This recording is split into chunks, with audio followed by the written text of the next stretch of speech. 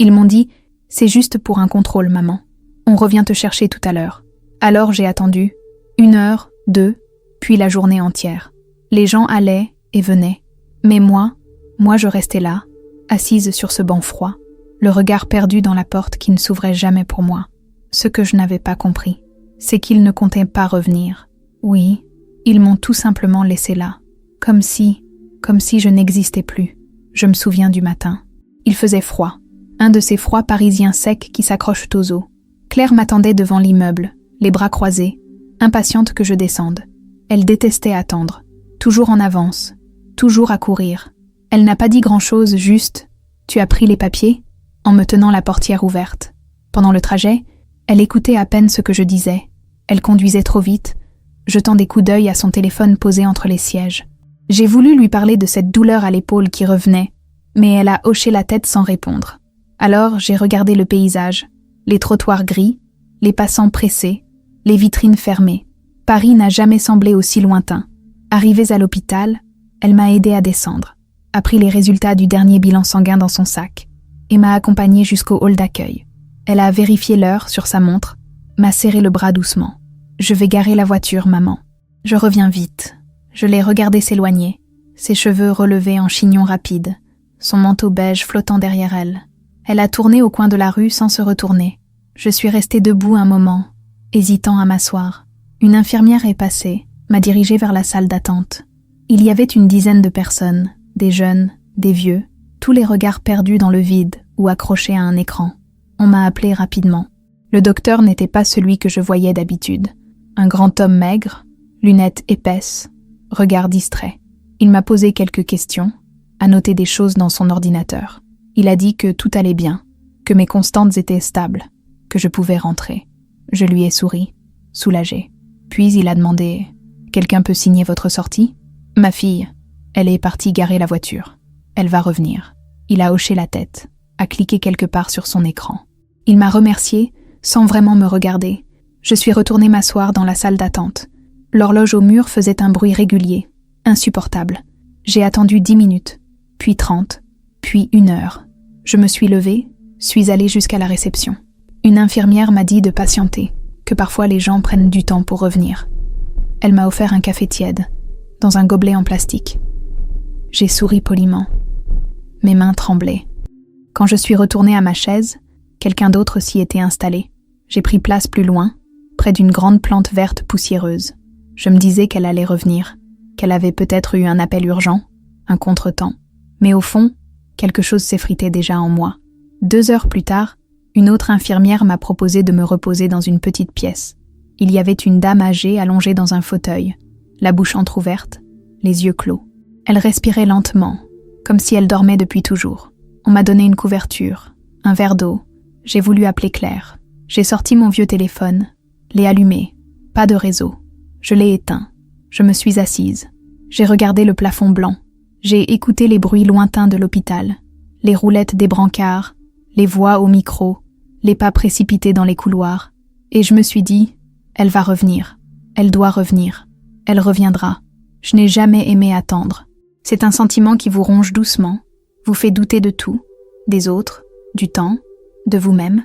Dans cette petite pièce, le silence était trop grand. Pas un mot, pas un regard. La vieille dame à côté de moi respirait toujours lentement, comme si elle n'avait plus rien à prouver au monde. Je me suis levée au bout d'un moment. J'ai ouvert la porte et jeté un œil dans le couloir. Des infirmiers passaient sans me voir.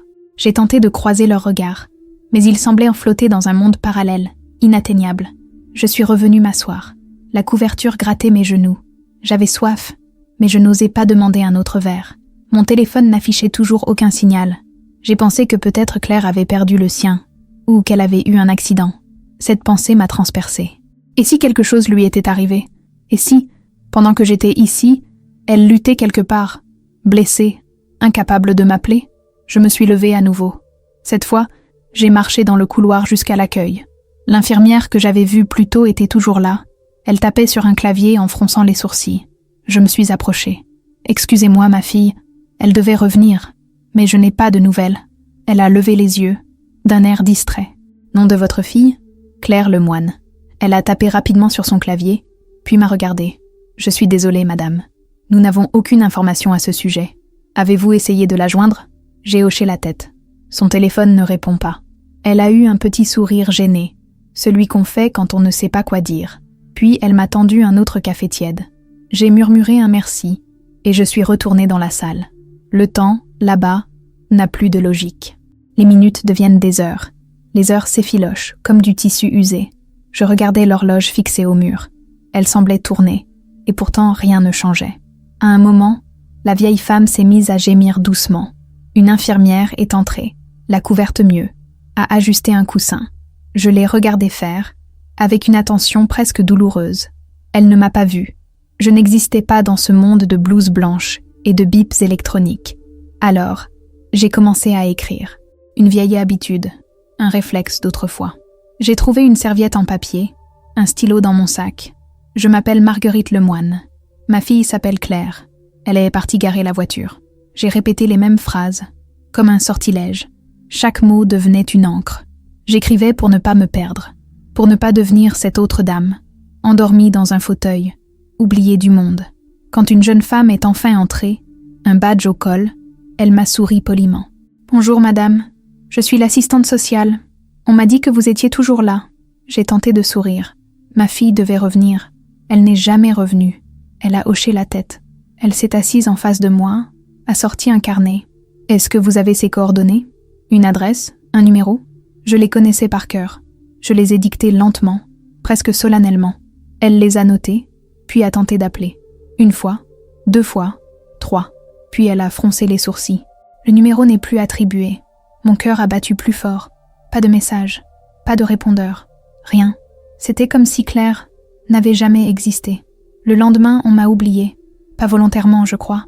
Il y avait trop de patients, trop de priorités, trop de dossiers à traiter.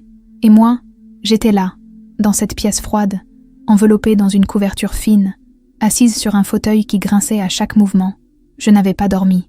Les heures s'étaient écoulées, comme de l'eau qui goutte d'un robinet mal fermé. Régulière, mécanique, mais insupportable. J'avais observé les murs, jusqu'à en connaître les moindres taches, les reflets changeant selon la lumière du couloir. Le matin, une autre infirmière est venue.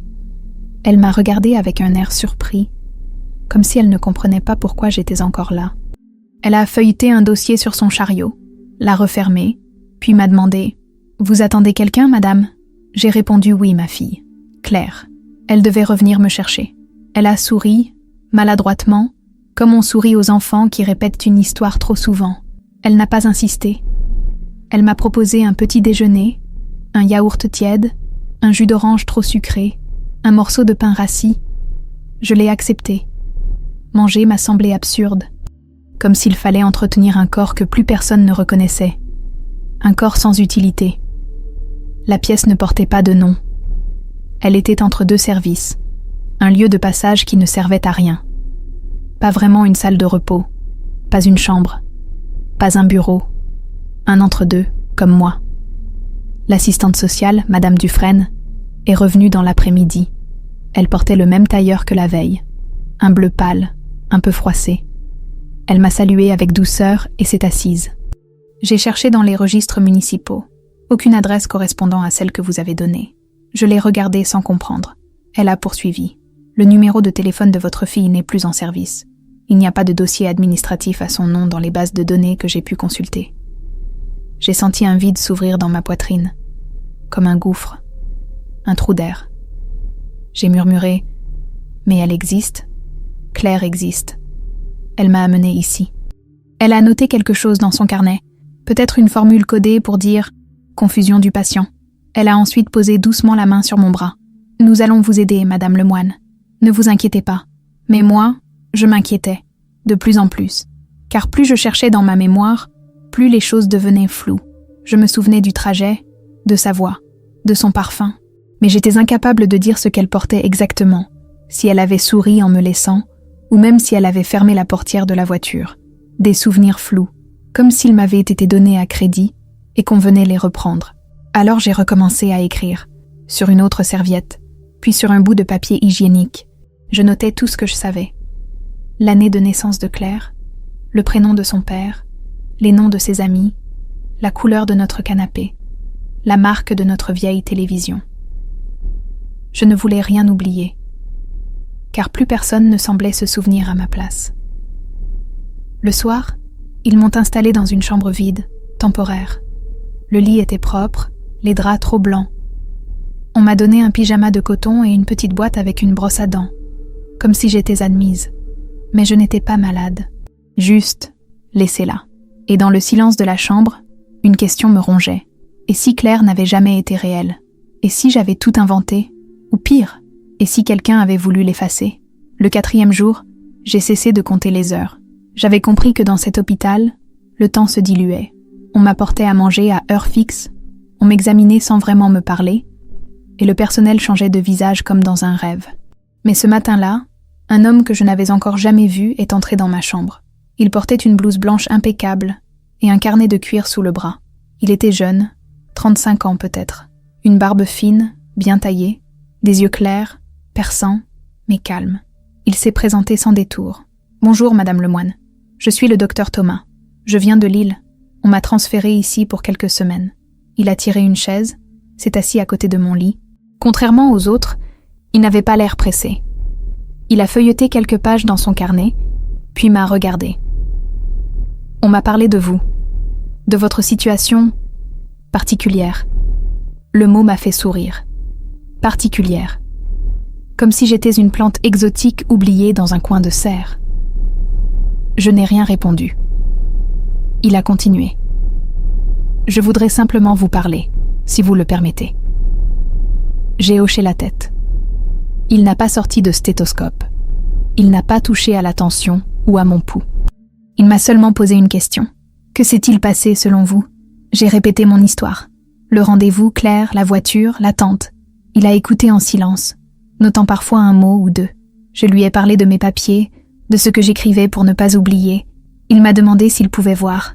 J'ai tendu la serviette sur laquelle j'avais écrit mon nom, celui de Claire, la date de notre arrivée. Il l'a lu lentement, avec soin. Puis, il a levé les yeux vers moi. « Vous avez une écriture très claire, structurée. Ce n'est pas commun pour quelqu'un qu'on soupçonne de confusion mentale. » Je l'ai fixé. C'était la première fois que quelqu'un mettait des mots sur ce que je ressentais sans m'enfermer dans un diagnostic.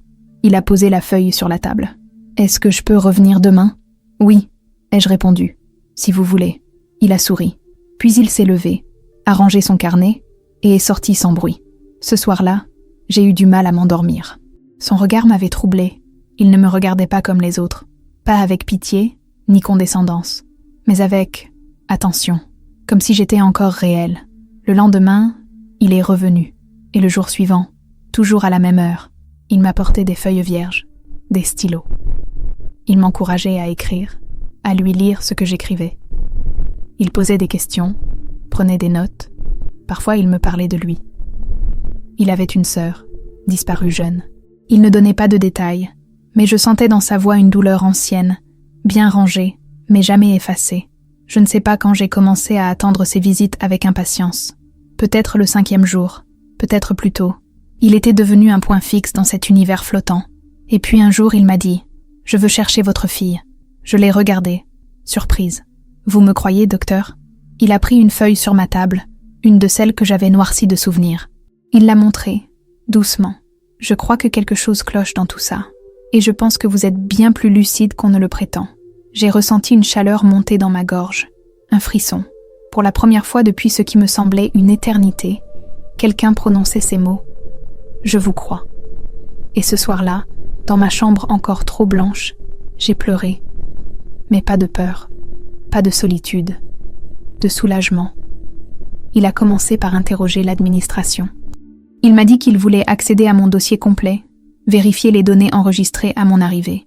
Mais dès le premier jour de sa recherche, quelque chose l'a dérangé. « Votre fiche est incomplète », m'a-t-il dit. « Il manque la copie de votre carte d'identité, la fiche d'admission, et même le nom du médecin qui vous a reçu. C'est comme si vous étiez entré ici, sans trace. » Je n'ai rien répondu. Au fond de moi, je n'étais pas surprise. Cela confirmait ce que je redoutais. J'étais en train de disparaître. Pas de manière symbolique, non. Littéralement. Mon existence était en train d'être effacée. Le docteur Thomas n'a pas lâché prise. Il a fait le tour des services. interroger les infirmières, fouiller les archives. À chaque fois, il revenait plus troublé. Vous êtes bien mentionné dans les plannings, mais personne ne se souvient précisément de votre arrivée. Certains pensent vous avoir vu un jour, d'autres non. Mais personne ne vous a enregistré officiellement, comme si j'étais un fantôme. Un matin, il est revenu, pâle, agité. J'ai demandé les images de vidéosurveillance de l'entrée des urgences, celles du jour où vous dites être venu. Je me suis redressée dans mon lit. Mon cœur battait trop vite. Et alors, il a hésité. Puis, lentement, on vous voit entrer. Seul. Seul? Il n'y a personne avec vous. Aucune trace de votre fille. Un silence. Brutal. Immense. Je suis restée figée. Il a continué. Vous tenez un sac. Vous semblez nerveuse. Vous vous présentez à la réception, mais l'audio est brouillé. On ne comprend pas ce que vous dites. Je voulais protester, hurler que c'était faux, que Claire m'avait accompagnée, qu'elle avait pris mes résultats, m'avait embrassée. Mais ces gestes-là, étaient-ils réels ou seulement implantés dans ma mémoire, comme une histoire que j'aurais racontée trop souvent à moi-même? Le docteur Thomas a posé une main sur mon bras. Je ne dis pas que vous mentez, Madame Lemoine. Je dis que quelque chose ne colle pas, et je vais continuer à chercher. Je l'ai cru. Mais cette nuit-là, je n'ai pas dormi. Je me suis levée et ouvert le petit tiroir de la commode, pris mes feuilles, mes fragments de souvenirs, tout ce que j'avais écrit depuis mon arrivée. Je les ai relus à la lampe, une à une. Il y avait des détails absurdes. Le nom du chien de Claire, que je n'avais jamais possédé. Le plat préféré de son père, alors que nous avions divorcé avant sa naissance. Des incohérences, des failles. Ou bien était-ce moi qui me fissurais? Le lendemain, Thomas est revenu avec un dossier à la main. Il s'est assis, l'air plus grave encore. J'ai trouvé une chose étrange. Il y a 10 ans, une femme de votre âge, Marguerite Lemoine, a été admise ici, pour dépression sévère. Elle parlait aussi d'une fille disparue. Claire. Je l'ai regardée, paralysée. « C'est moi ?» ai-je murmuré. Il a ouvert le dossier. À l'intérieur, une photo noircie. Mon visage. Plus jeune, fatigué, perdu. J'ai tremblé. Vous êtes peut-être revenu ici une deuxième fois, mais on dirait que personne ne voulait que vous vous en souveniez. Il m'a tendu la photo, et dans ce regard ancien, flou, je me suis reconnue. Et pourtant, quelque chose manquait. Pas dans l'image, mais dans moi-même. Depuis la révélation du dossier, quelque chose s'est brisé en moi. Ou peut-être était-ce l'inverse. Quelque chose s'est enfin ouvert. Je ne pouvais plus ignorer ce que j'avais vu. Cette photo, ce nom, cette autre version de moi, plus jeune, abîmée, internée ici même, dans ce même hôpital. Elle parlait aussi de Claire. Elle écrivait aussi sur des feuilles volantes. Le docteur Thomas ne disait rien de plus.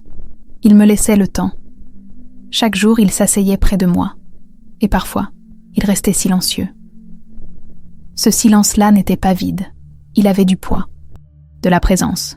Un matin, alors que je griffonnais un mot sur le revers d'un emballage de sucre, il m'a dit doucement « Je crois qu'il y a 2 histoires ici, celle qu'on vous a racontée et celle que vous avez oubliée. » J'ai levé les yeux vers lui. 2 histoires, 2 versions de la même femme. Et si Claire n'avait jamais existé? Ai-je demandé à voix basse. C'était une question que je n'avais jamais osé formuler. Elle était restée là, tapie dans l'ombre, menaçante. La poser, c'était risquer de perdre tout repère, tout sens. Il n'a pas répondu tout de suite. Il s'est levé, a fermé la porte de la chambre et a sorti une feuille de son carnet. Ce que je vais vous lire ne figure pas dans votre dossier médical officiel. C'est une note manuscrite, restée coincée entre 2 pages. Elle date de 10 ans. Il a lu à voix haute. Madame Lemoine évoque une fille unique, Claire, âgée de 27 ans. Aucun enregistrement civil ne confirme cette filiation. La patiente semble convaincue de sa réalité, mais change de version selon les jours. Elle dit parfois que Claire est morte jeune, d'autres fois qu'elle vit à Lyon ou à l'étranger. Aucun proche n'a confirmé son existence. J'ai senti le sol se dérober. C'est un mensonge, ai-je murmuré. Je la connais.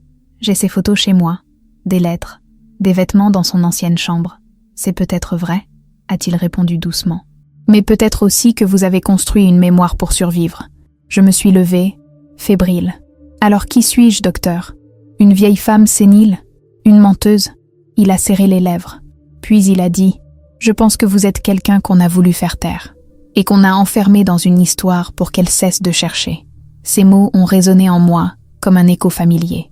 Était-ce possible que je sois à la fois victime Et geôlière de ma propre mémoire, cette nuit-là, j'ai rêvé de Claire. Mais pas comme d'habitude. Elle était plus jeune, une petite fille. Elle pleurait dans une pièce vide. Je ne pouvais pas entrer. La porte était fermée à double tour, et la clé, je l'avais dans la main. Je me suis réveillée en sueur, les draps froissés, le cœur battant.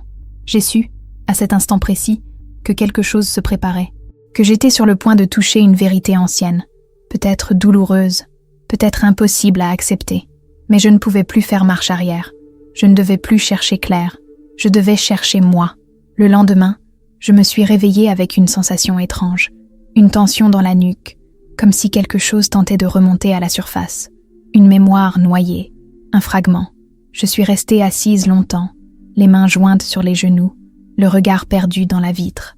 Le jour peinait à entrer dans la chambre. Tout semblait figé, suspendu. Et pourtant, je sentais qu'en moi, ça bougeait. Quelque chose s'était débloqué. Le docteur Thomas est entré. Il avait le visage marqué, moins serein que d'habitude. « Je crois qu'on vous a enfermé dans un rôle », m'a-t-il dit en posant ses notes. Une femme âgée, un peu confuse, abandonnée. On vous a laissé dépérir doucement, sans poser trop de questions. J'ai acquiescé. Ce rôle, je le connaissais. On me l'avait cousu sur la peau. Il m'a tendu une enveloppe. Je suis allée chez vous. Je l'ai regardée, surprise. Comment... L'adresse figurait dans un vieux formulaire. Elle avait été barrée, mais je l'ai retrouvée. L'immeuble est vide, muré. Depuis longtemps, mon cœur a manqué un battement. Vous êtes sûr ? Certain. Mais j'ai forcé la boîte aux lettres. Elle était encore là, et j'ai trouvé ça. Il a ouvert l'enveloppe. À l'intérieur, des photos. Une jeune femme aux cheveux bruns. Un sourire éclatant, debout devant un sapin de Noël. Puis une autre, en robe d'été, au bord d'un lac. Elle me ressemblait un peu. Mais ce n'était pas Claire. Pas vraiment. C'est elle ? A-t-il demandé doucement. Je n'ai pas su quoi répondre. Mon instinct criait oui. Mon esprit hésitait. Quelque chose clochait. Il a sorti une dernière photo. Celle-ci m'a coupé le souffle. Un cliché ancien, jauni, montrant une petite fille, tenant la main d'une femme. La femme, c'était moi, plus jeune. Le regard fatigué. Mais c'était bien moi. Et la petite fille n'avait pas de visage reconnaissable. Flou, comme effacé. « Vous ne trouvez pas ça étrange ?»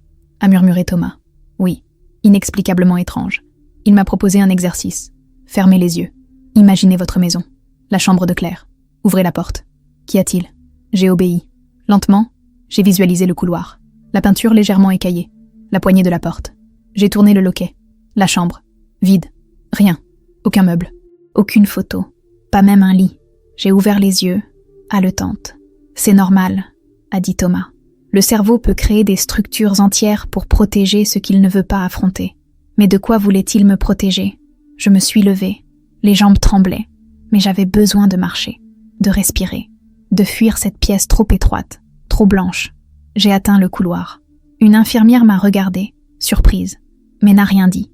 J'ai marché jusqu'à l'ascenseur, puis j'ai changé d'avis. J'ai pris l'escalier. Mon corps savait où il allait. Mes jambes portaient une mémoire plus ancienne que ma pensée. J'ai descendu 2 étages, traversé un couloir. Puis, sans savoir pourquoi, je me suis arrêtée devant une porte grise, sans numéro. Je l'ai poussée. La pièce était sombre, abandonnée, des lits entassés, des chaises renversées. Et là, dans un coin, une boîte en carton, à moitié ouverte. À l'intérieur, des carnets, des notes, toutes écrites de ma main. J'ai lu la première page. Elle n'est jamais née, mais elle m'a tenue en vie. Claire n'existe pas, mais j'ai besoin qu'on la cherche, sinon je disparais aussi. Mes genoux ont flanché. Claire n'avait jamais existé. Mais sans elle, qui étais-je ? La vérité m'a frappé comme un coup de poing silencieux. Claire n'était qu'une illusion, un fantôme que j'avais créé pour tenir debout, pour ne pas sombrer dans le vide. Mais si elle n'existait pas, alors qui étais-je vraiment ? Une femme perdue, oubliée par le temps, enfermée dans une prison de souvenirs inventés. Je suis restée assise au sol, la boîte ouverte à mes côtés, les carnets étalés devant moi. Chaque mot semblait crier ma détresse, ma lutte pour ne pas disparaître. J'ai parcouru les pages, absorbant mes propres pensées écrites dans des moments de désespoir. Une confession que j'avais fuie pendant des années. Dans ce silence oppressant, j'ai entendu des pas. Le docteur Thomas est entré sans frapper. Son regard s'est posé sur moi, inquiet. « Marguerite, que faites-vous là ?» Je l'ai regardé, le cœur battant. « J'ai trouvé ça », ai-je dit en montrant les carnets. Il s'est approché et a feuilleté rapidement les pages, puis a murmuré « C'est votre vérité cachée ». J'ai secoué la tête. Ou ma prison. Le poids de ces mots m'a écrasé. J'ai soudain compris que mon esprit s'était protégé en créant clair, un refuge contre la douleur du réel. Mais cela signifiait aussi que je ne pouvais plus me cacher derrière cette illusion. Thomas a sorti une clé de sa poche et l'a posée doucement sur mes genoux. Cette clé ouvre une pièce ici, dans l'hôpital, une salle où vous avez passé beaucoup de temps, autrefois. Peut-être que c'est là que vous trouverez des réponses. Je l'ai prise, tremblante. Un mélange d'espoir et de peur m'envahissait. Je suis allée chercher cette salle. Le couloir était familier et pourtant étranger. La clé a tourné dans la serrure avec un clic sec. À l'intérieur, une pièce vide, éclairée par une lumière crue. Sur le mur, un miroir ancien, fissuré en son centre. Je me suis approchée, le souffle court. Mon reflet s'est dédoublé, fragmenté, comme mon esprit. Puis j'ai vu, derrière le miroir, une porte entr'ouverte. Une lumière tamisée s'en échappait. Mon cœur a accéléré. Sans réfléchir, j'ai poussé la porte. Elle donnait sur une petite pièce, encombrée de dossiers médicaux, de photos et de lettres jaunies. Parmi elles, un album de famille. J'ai tourné les pages avec précaution. À l'intérieur, des images que je ne reconnaissais pas. Des visages flous, des lieux inconnus, puis une photo. Moi, plus jeune, avec un homme que je n'avais jamais vu. Son regard était doux, protecteur. Sous la photo, une inscription à peine lisible. Mon père, celui qui a disparu. Tout s'est embrumé dans ma tête. Des souvenirs enfouis ont jailli, déchirant le voile de l'oubli. Je me suis effondrée, les larmes coulant librement. Le miroir brisé n'était pas seulement celui de la salle, mais celui de ma mémoire. Et maintenant, les morceaux commençaient à se rassembler. Les larmes avaient séché sur mes joues, mais le poids de ce que j'avais découvert restait lourd, comme une pierre au fond de ma poitrine. Ce père inconnu, cette famille dont je n'avais aucun souvenir, tout remettait en cause ce que je croyais être ma vie. Je suis restée dans cette pièce, entourée de dossiers et de photos, cherchant frénétiquement un indice, une réponse qui pourrait éclairer ce labyrinthe de douleur et d'oubli. Chaque page tournée révélait une autre pièce du puzzle, mais aussi un nouveau mur d'incompréhension. Une lettre attira mon attention.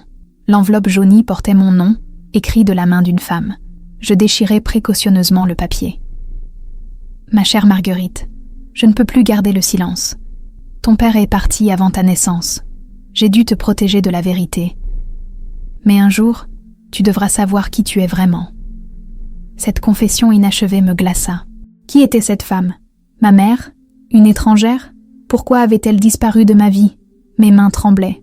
Le docteur Thomas entra, inquiet de ne pas me voir. « Marguerite, il est temps d'affronter ce passé, » dit-il doucement. Je hochai la tête.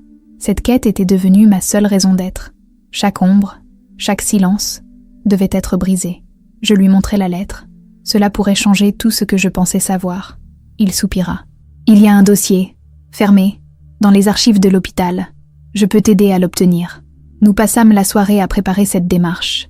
L'excitation mêlée à la peur rendait mon esprit fébrile.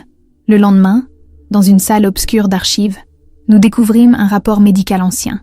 Il racontait une histoire que je n'aurais jamais imaginée. Un accident, une perte, un secret soigneusement enfoui. Plus je lisais, plus les pièces s'assemblaient. Mais une question restait sans réponse. Où était Claire dans tout cela? Était-elle seulement une construction de mon esprit pour combler ce vide? Je sentis une présence derrière moi. C'était Thomas. Parfois, dit-il, la vérité est plus compliquée que la fiction, mais la seule façon d'avancer est de la regarder en face. J'inspirais profondément. Je veux comprendre. Je veux retrouver ce que j'ai perdu, même si ça fait mal. Nous quittâmes les archives avec plus de questions que de réponses. Mais une chose était claire. Mon passé, aussi obscur soit-il, ne pouvait plus rester un mystère. Les jours suivants, j'ai senti le poids de l'attente peser sur mes épaules. Chaque silence devenait une question lancinante. Chaque regard, une promesse d'explication que je redoutais autant que je désirais. Le mystère s'épaississait, et je savais que derrière les murs froids de l'hôpital se cachait une vérité plus sombre que je ne l'avais imaginée. Je passais mes heures à errer dans les couloirs, le souffle court, cherchant un signe, une réponse. Le docteur Thomas était mon seul repère, un phare dans cet océan d'ombre. Il ne disait rien, mais ses yeux trahissaient une inquiétude profonde. Un matin, il m'a tendu une enveloppe cachetée. « Ce que tu cherches est là-dedans », m'a-t-il murmuré. Mes mains tremblaient en brisant le seau. À l'intérieur, un rapport psychiatrique, détaillant des séances avec une femme nommée Marguerite Lemoine. Mais ce n'était pas moi. Du moins, pas entièrement. Les notes parlaient de troubles de la mémoire, de délire, d'une fille imaginaire nommée Claire. Le médecin avait conclu à une forme de dissociation, un mécanisme de défense face à un traumatisme inconnu. Je sentis une douleur sourde m'envahir. Était-ce moi, ou bien un autre personnage que mon esprit avait façonné pour survivre? Le doute s'immisçait. Le soir même, j'ai décidé de visiter l'ancienne maison familiale, une adresse que Thomas avait retrouvée dans les papiers. La bâtisse se dressait au bout d'une rue étroite, silencieuse. Les fenêtres étaient barricadées, les murs écaillés par le temps. Une carcasse de pierre et de bois, tout comme moi. Je suis entrée malgré tout, chaque pas réveillant des souvenirs enfouis. L'odeur de poussière, le craquement du parquet, tout me semblait étrangement familier. Dans le salon, un portrait ancien pendait de travers.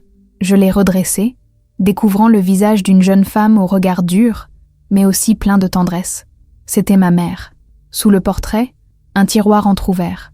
J'ai tiré dessus, découvrant un journal intime. Les pages jaunies racontaient une histoire d'amour brisé, de secrets gardés et de peurs indicibles. Une phrase m'a frappée. Si je perds Marguerite, je perds tout. Elle est la seule lumière dans ce monde d'ombre. J'ai refermé le journal, le cœur battant. Cette maison, ces murs silencieux, gardèrent les clés de mon passé. Mais pour les trouver, il me fallait affronter mes propres ombres. Les pages du journal avaient résonné en moi comme un cri silencieux. Chaque mot, chaque phrase semblait réveiller un écho lointain, enfoui dans un recoin obscur de ma mémoire. Mais ces fragments me fuyaient encore, se dérobant à ma compréhension, comme une mélodie oubliée. Ce soir-là, je me suis assise près de la fenêtre de ma chambre improvisée à l'hôpital, regardant les ombres danser sur les murs. La ville continuait sa course, indifférente à mon combat intérieur. Pourtant, en moi, un tumulte s'était installé. Le docteur Thomas était revenu, tenant entre ses mains une boîte poussiéreuse qu'il avait trouvée dans les archives personnelles de la maison. Il me l'attendit avec précaution. « Peut-être que ce que tu cherches est ici, » murmura-t-il. J'ai ouvert la boîte et découvert une collection de vieilles cassettes audio. Elles portaient des étiquettes manuscrites. Marguerite, 1987. Confidence. Mère. Mon cœur s'accéléra. Je glissai une cassette dans le lecteur. La voix tremblante d'une femme emplissait la pièce. C'était celle de ma mère, parlant d'une vie que je n'avais jamais connue, de peur, de perte et de décisions déchirantes. Elle racontait la maladie de mon père, un secret familial qu'on m'avait toujours caché, et la promesse qu'elle avait faite de protéger sa fille, coûte que coûte. Chaque mot ouvrait une porte sur un passé douloureux, mais nécessaire.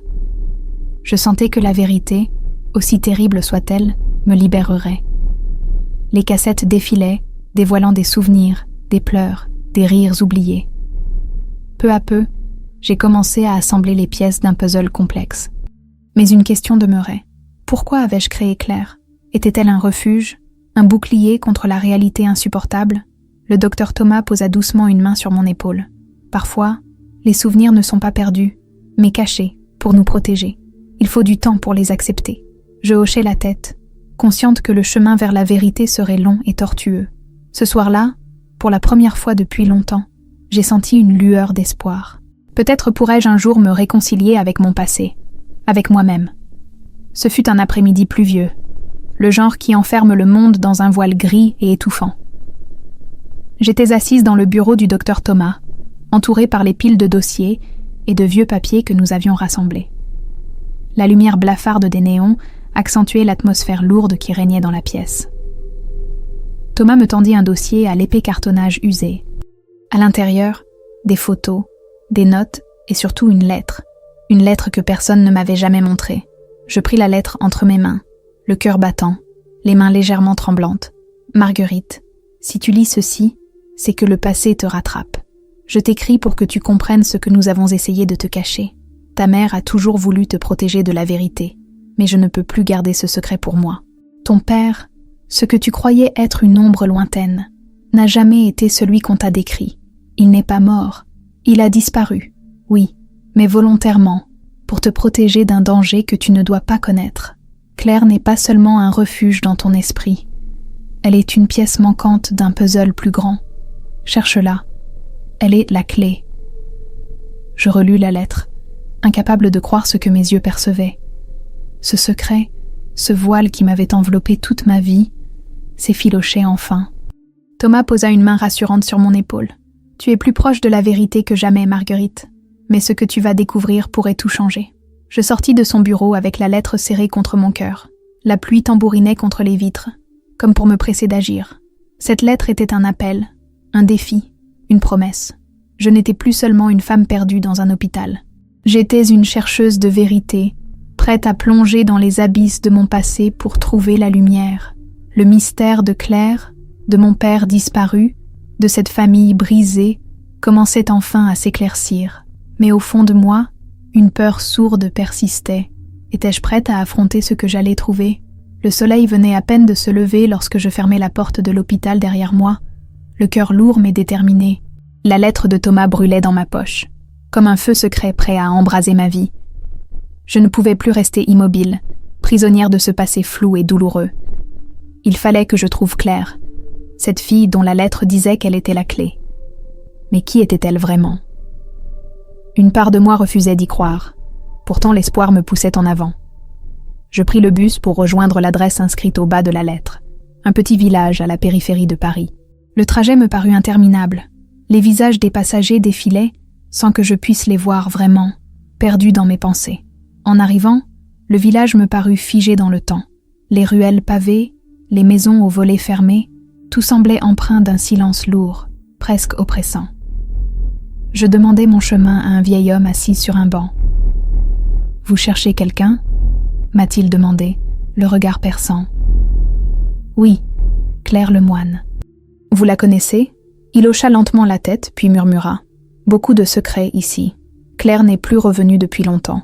Certains disent qu'elle a fui, d'autres qu'elle cache quelque chose. » Un frisson me parcourut l'échine. Ce village recelait des mystères bien plus sombres que je ne l'avais imaginé. Je me dirigeais vers la dernière adresse connue, une petite maison en pierre, presque abandonnée. La porte était entr'ouverte, et à l'intérieur, un désordre inquiétant régnait. Sur la table, un carnet ouvert, ses pages griffonnées à la hâte. Je reconnus l'écriture, celle de Claire. Je lus les premiers mots, emplis de peur, d'espoir et de promesses brisées. Soudain, un bruit sourd retentit derrière moi. Je me retournai vivement. Personne. Mais je sus alors que je n'étais pas seule, que cette quête allait me mener bien plus loin que je ne l'aurais cru. Le carnet de Claire tremblait dans mes mains, ses pages noircies par des mots chargés de peur et de vérité. Chaque ligne me rapprochait d'un secret que je n'avais jamais osé imaginer. La peur se mêlait à la curiosité, me poussant à poursuivre malgré l'angoisse. Soudain, une photo glissa du carnet. Je la ramassai. C'était une image floue d'un homme, à moitié caché dans l'ombre. Mais ses yeux, eux, étaient d'une intensité glaciale, comme s'ils me perçaient à travers le temps. Je reconnus ce regard. C'était celui de mon père. La vérité éclata alors dans mon esprit. Il n'était pas mort, ni disparu par hasard. Il avait fui pour échapper à une menace invisible, une ombre que Claire et lui avaient tenté de combattre. Je me rappelais les mots de la lettre. Claire est la clé. Tout prenait sens. Claire n'était pas qu'un refuge dans mon esprit. Elle existait réellement. Elle avait fui, comme on me l'avait dit, mais pour me protéger, pour cacher ce que nous devions tous oublier. Je me levai, résolue à poursuivre cette piste. Mais le silence de la maison fut soudain brisé par un craquement. Une silhouette apparut dans l'embrasure de la porte. « Marguerite », dit une voix calme mais ferme. Je tournai la tête et vis Claire, plus âgée que dans mes souvenirs, le visage marqué par la vie et la peur. « Tu cherches la vérité, n'est-ce pas ?» demanda-t-elle. Je hochai la tête, incapable de parler. Elle avança, dévoilant un petit coffret en bois. « C'est le moment. Il faut que tu saches tout. » Elle ouvrit le coffret, révélant des documents, des photos et une clé ancienne. « Notre famille a été mêlée à une affaire bien plus grande que nous, » expliqua Claire. « Ton père a fait un choix pour nous protéger. Moi, j'ai choisi de partir pour que personne ne puisse nous retrouver. » Les mots résonnèrent dans la pièce, lourds de sens. « Mais pourquoi moi ? Pourquoi me laisser seule ? Parce que tu es la seule qui puisse mettre fin à cette histoire. La clé ouvre une porte que personne ne doit franchir sauf toi. Le poids de cette responsabilité m'écrasait, mais aussi une étrange force m'envahissait. Je pris la clé, sentant son poids, sa chaleur. Je savais que ce n'était pas la fin, mais un nouveau commencement. Ce secret dévoilé n'était que le début d'une quête encore plus grande.